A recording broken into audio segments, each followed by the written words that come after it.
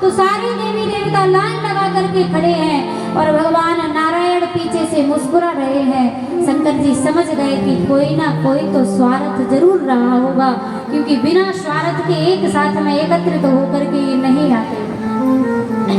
और आज शंकर जी ने अपनी मीठी वाणी से पूछ लिया श्री हरि से कि भगवान क्या बात है। भगवान ने कहा कि हमने सुना है कि महादेव के द्वार पर हर इच्छा पूरी होती है, सबकी मनोकामना पूरी होती है। तो शंकर जी ने कहा कि सुना तो ठीक है। भगवान नारायण ने कहा हमने ये भी सुना है कि कोई भी देवी देवता हो, भले मैं हूँ, नारायण कहते हैं मैं उतना ही दे पाऊंगा जितना उसकी किस्मत में लिखा होगा, इससे ज्यादा नहीं दे पाऊंगा। लेकिन मैंने सुना है कि महादेव तो वो भी दे सकते हैं जो किस्मत में नहीं है। शंकर जी ने कहा कि बात तो सही है, और शंकर जी समझ रहे हैं कि ये हमारी बढ़ाई क्यों कर रहे हैं। शंकर जी ने कहा कि ठीक है, आप तो अपनी बात बताओ कि क्या बात है। देवताओं ने कहा कि हम सबकी एक ही इच्छा है, अगर आपकी कृपा हो जाए तो वो इच्छा हमारी पूरी कर दो। शंकर जी ने कहा कि ये वो द्वार है जहाँ पर सबकी मनोकामना पूरी होती है, सबकी इच्छा पूरी होती है। बताओ क्या इच्छा है, मैं वचन देता हूँ जो इच्छा होगी आपकी जरूर पूरी होगी। देवताओं ने हाथों को जोड़ा और हाथ जोड़ करके एक ही बात कही, हम सबकी एक ही इच्छा है। शंकर जी ने कहा क्या। देवता कहते हैं कि हमारी इच्छा है कि हम अपनी आंखों से आपका विवाह होते हुए देखें, आपको दूल्हा बना देखें। ये सीधा नहीं कह रहे हैं कि विवाह कर लो, तारकासुर परेशान कर रहा है।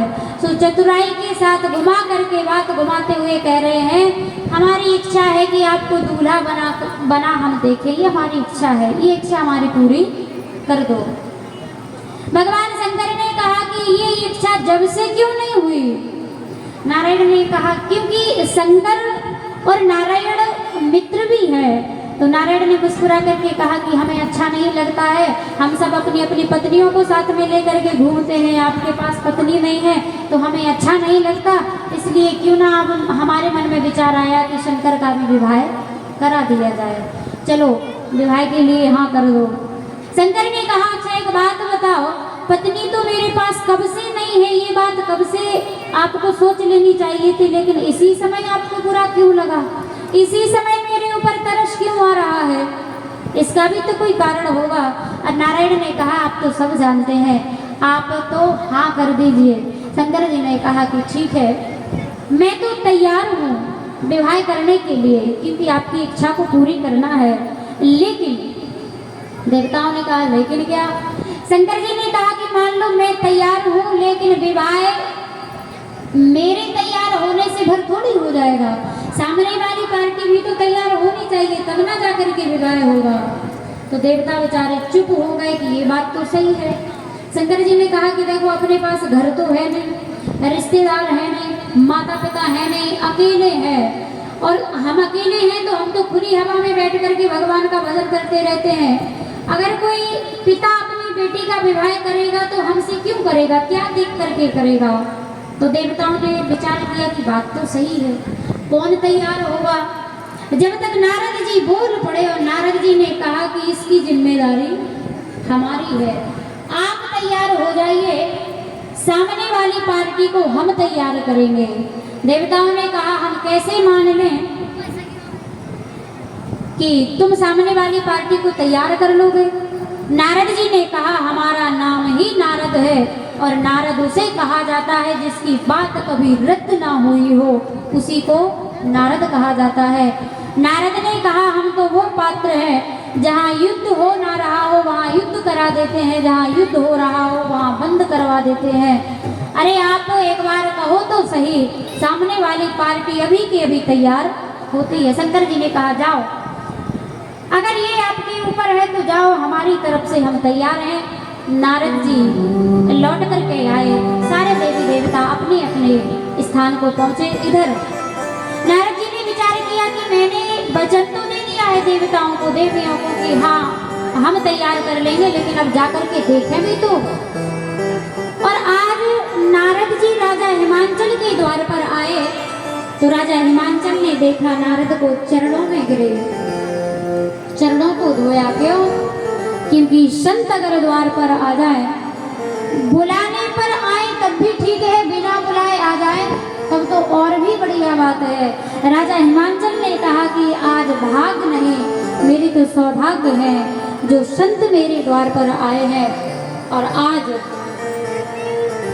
राजा हिमांचल ने गंगा जल मंगवाया और चरणों को धोया, चरणों को धो करके चरणामृत पान किया, सबको पिलाया और अंदर बिठाया कि पद पखारे की नियत पूजा, मोक्षम धन्य और नहीं दूजा।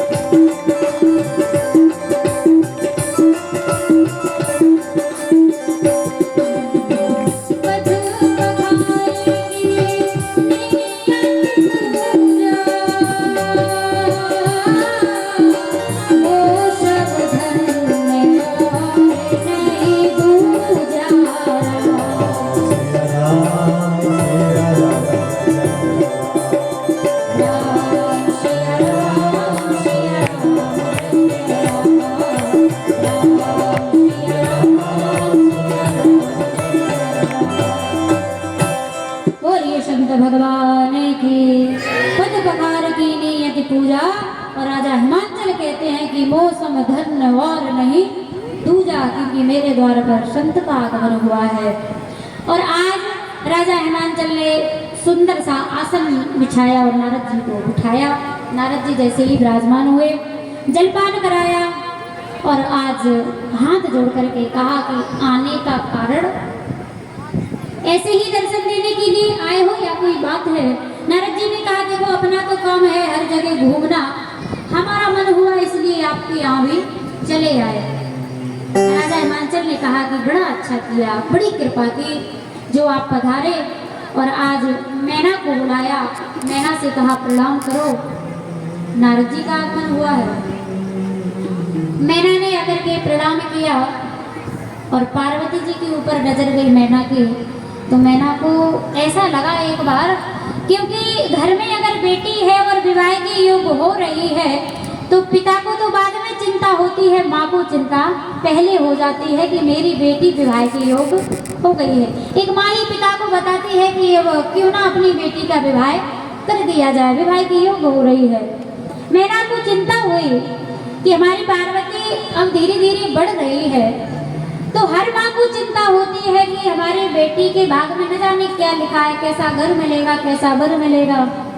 आज मैना ने पार्वती जी को बुलाया और नारद जी के सामने बिठाया और हाथ फैला दिए और कहा कि नारद जी, हमारी पार्वती जी के हाथों की रेखा क्या कह रही है, कैसा घर मिलेगा, कैसा वर मिलेगा, जरा ये देखो।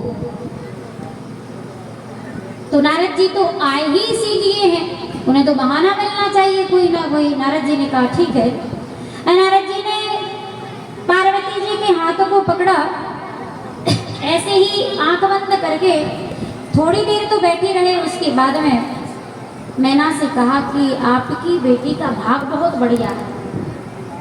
मैना ने कहा कि सब कुछ ठीक रहेगा? हाँ। विवाह कैसे वर से होगा? नारद जी ने कहा कि आप ये समझ लीजिए कि इतना बड़ा नेता होगा, इतना बड़ा पद उसके पास है, इतनी बड़ी कुर्सी उसके पास है, उससे बड़ा कोई नहीं होगा, क्योंकि शंकर तीनों लोगों के नाथ हैं, तीनों लोगों के नेता हैं। तो ये बात तो पार्वती जी की सुनकर के पार्वती को भी अच्छी लगी, मैना को भी अच्छी लगी। लेकिन सब कुछ अच्छाई करते करते आज बाद में नारद के मुख से निकल गया लेकिन, और ध्यान देना, लेकिन और किंतु परंतु अगर ये निकल रहा है तो समझ लो कोई ना कोई दिक्कत तो है, कोई ना कोई परेशानी तो है। मैना ने कहा कि प्रभु लेकिन क्यों कहा आपने, लेकिन क्या? आज इन्होंने कहा कि लेकिन मैं जो देख पा रहा हूँ हल्का सी जो रेखा है वो गड़बड़ है आपकी पार्वती के हाथों में। तो मैना ने हाथों को जोड़ा कि